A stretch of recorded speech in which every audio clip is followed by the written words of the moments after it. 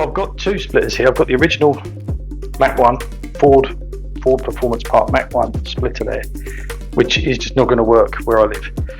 So I bought a PP2, which is almost the same, but it's not as deep. I'm going to fit that just to still give the Mach 1 the track look, but to give me a bit more clearance on the front, because there's no point putting it and then having it ripped off in 2 days on a speed bump.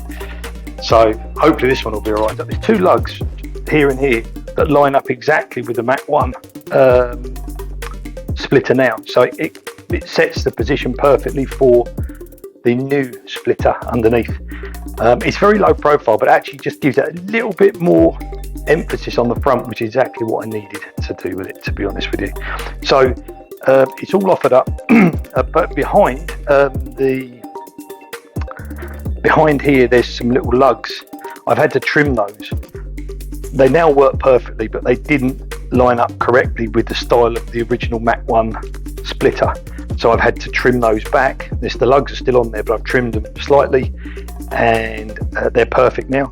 So next job is to take the car out, as I'm parked in the garage at the moment, take the car out and start fitting this up. So I've built myself some makeshift car ramps, and where my house is, you can see I've got a slope into the garage. So I'm using that to my advantage.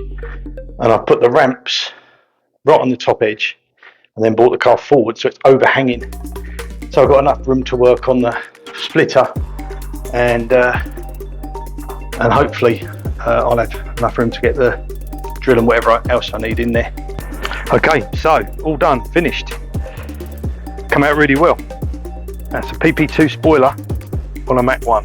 I don't know if many people have done that conversion. It did take a little bit of modification work. The corner here where there's a piece that goes up inside, I had to trim that, so there's still a tab that goes up to hold it, but it's more of a stop just to keep it in place, but it doesn't actually hold it up. It doesn't need it. I've used wheel nuts underneath to keep the spoiler on, and 3M tape, and come out really well. Really pleased with the effect of it.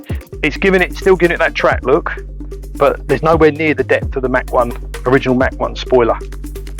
Even though it comes out with a very similar look, it's flatter, which where I live means it's not going to get ripped off.